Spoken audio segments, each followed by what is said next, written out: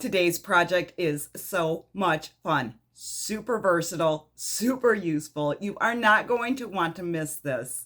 We are going to create our own holiday font. Well, holiday alphabet. You cannot put it in your font box. It will not be saved as a font on your computer, but we are making a holiday alphabet. So cute. I cannot wait to show you how to do this so that you can create your own.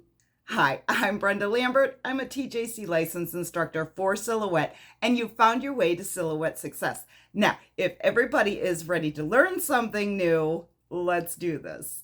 Okay, in Silhouette Studio, the first thing I'm going to do is set up my page. Open up the page setup panel. I am going to go with no matte, media size 12 by 12, and I have my grid turned off. This is the easiest way for me to design. I'm not setting up for cutting. I am just making a design at this point.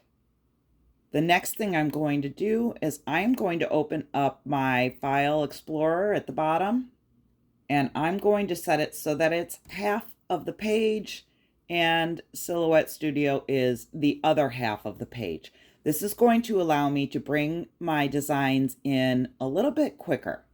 Head to Downloads. I want some backgrounds out of this file, so I'm going to open that up and change the view to extra large icons so that I can see them. Find the pattern that I'm looking for. I would like to start with this one, so I'm going to double click and drag it over. It will just set it right on the page there for me.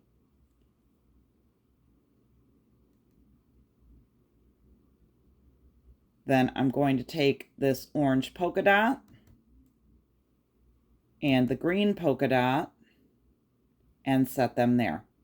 Now at this point, I'm going to put the silhouette at full screen again, grab all of these, center, scale them down for now, set them to the side, and go back to pulling in images. Back to Downloads. Now I'm going to grab some Halloween clip art. I got all of this from Creative Fabrica, and I will link the files in the description below in case you want to use them for yourself. I'm going to be using the bat and the cat, the cauldron.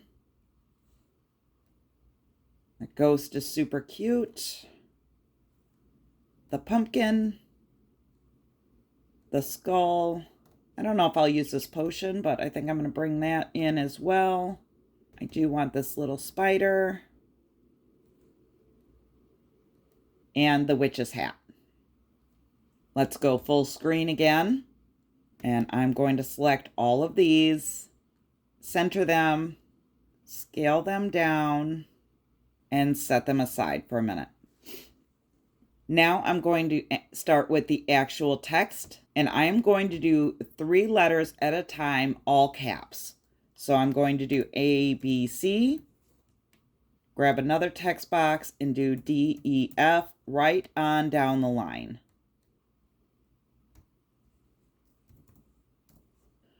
Once I have them all typed out, I'm going to select all of the different text groups, come over to my textile panel, and I'm going to choose a nice, thick, solid font.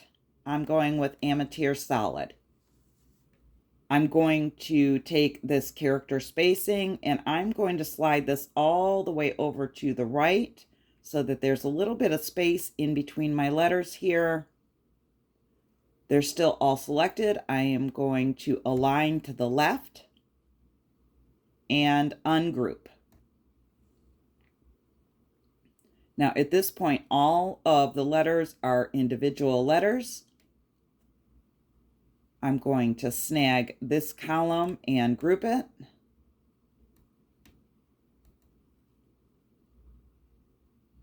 This does not have to be pretty at this point. We will get to pretty in just a minute.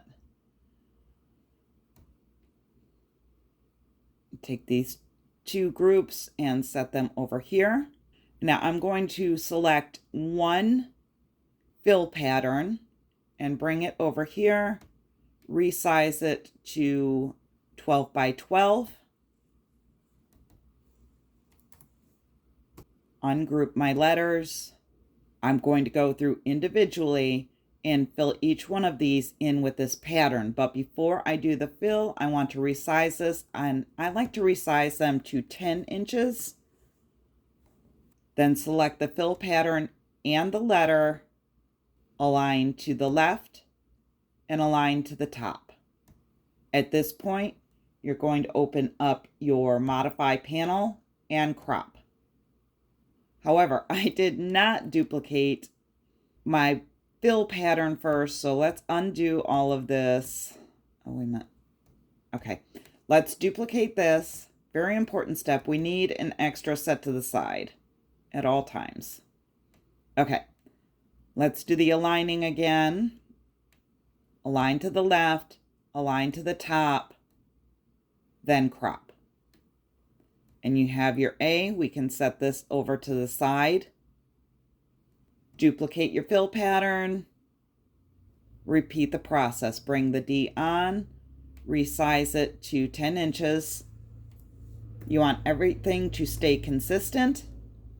Grab both of these, align to the left, align to the top. Crop.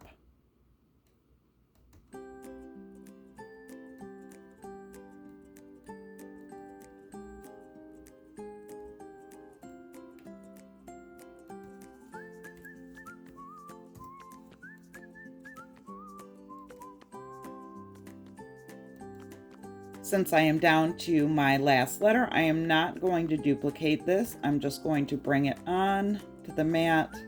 I won't need any more of this background.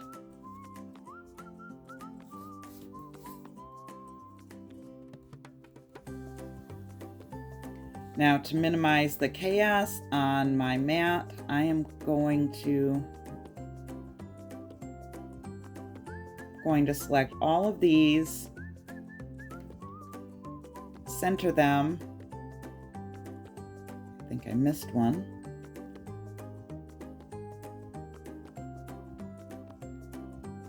I'm going to scale them down and set them over up here. Next, I want to work with this chevron pattern, so I'm going to bring that over here, and we'll be working with this group of letters. We want this 12 by 12. Duplicate and set one to the side. We're going to repeat the process with this second column of letters.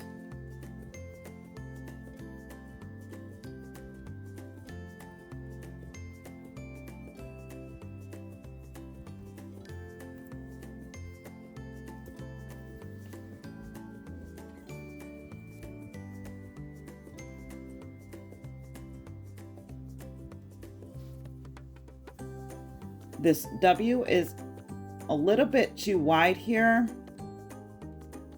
The way I'm going to fix that is I'm just going to take this side and squish it in until it fits.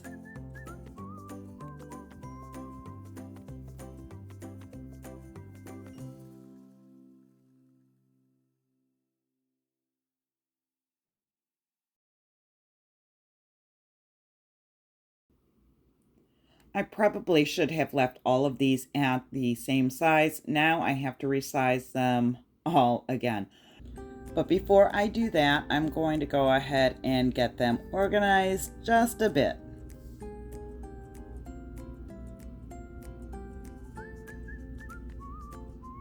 Bear with me here. This will only take a minute.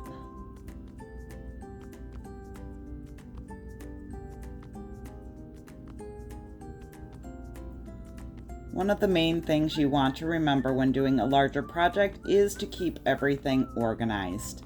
It'll make everything so much easier. I have run out of space. There we go. Now I'm going to select all of these and align the tops. I'm going to go through and resize them at 3 inches tall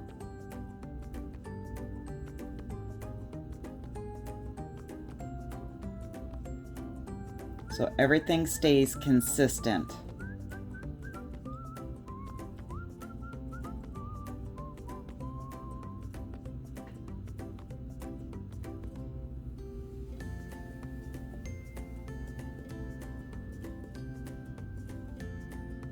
Let's make some room.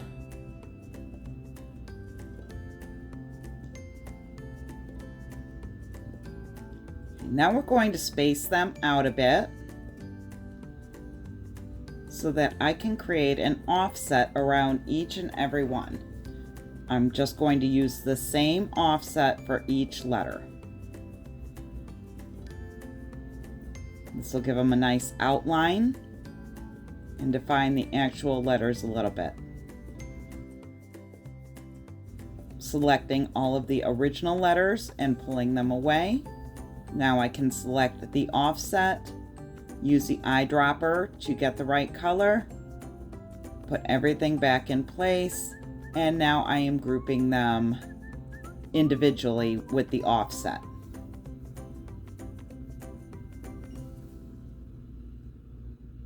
And now we are going to start on the fun part. We are going to actually decorate our letters with our Halloween clip art.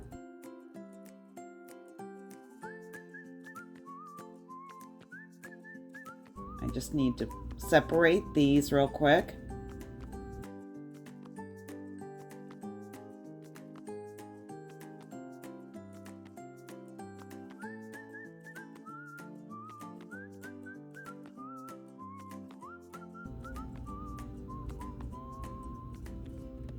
Just going to go through, pick a decoration, scale it to the size I want, and group it together with that letter.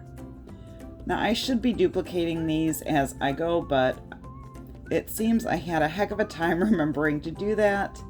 Again, I'm going to speed through these, but you can see how I'm doing this and get the idea.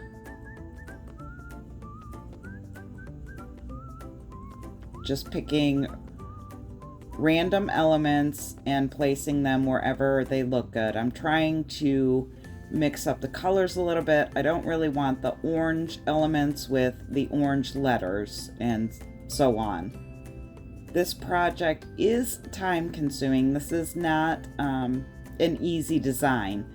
This one takes some commitment. It's not really hard.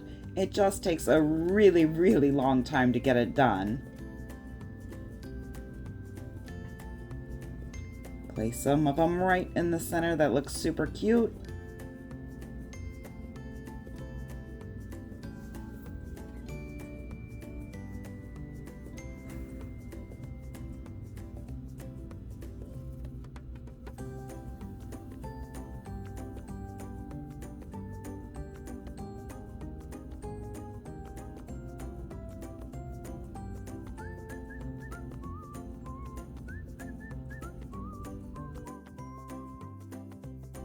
Last one.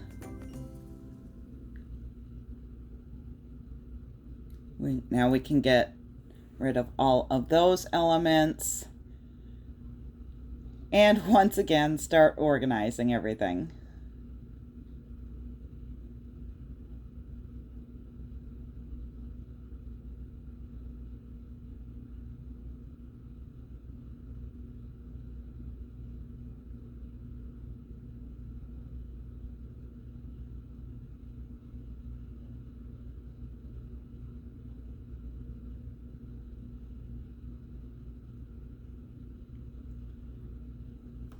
Now, the last step is to go through and save these.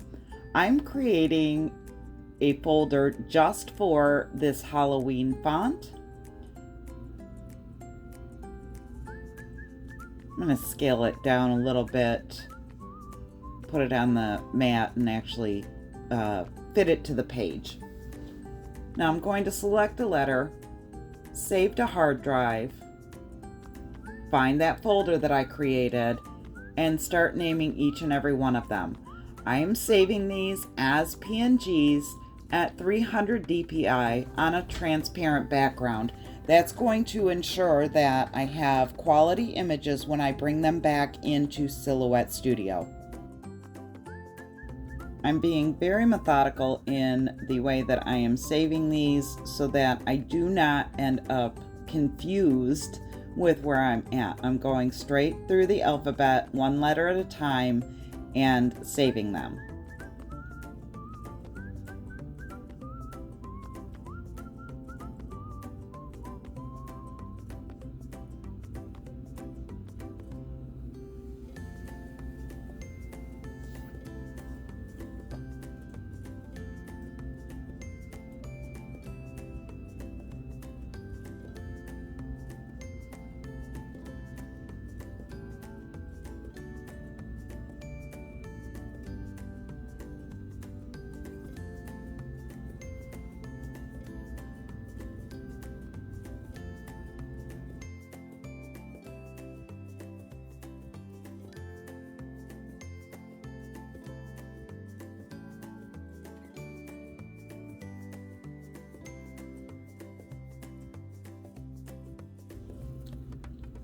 Now we have them all saved.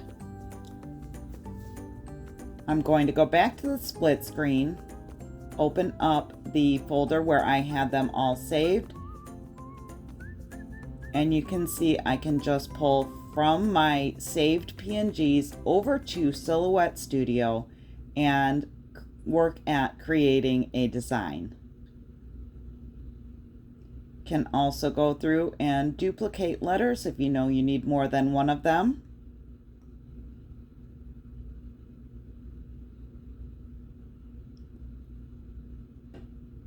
And once I see this in use, I probably would have either went with a single background pattern, or I would have went with 4 background patterns. A lot of them ended up being the same instead of just kind of random looking.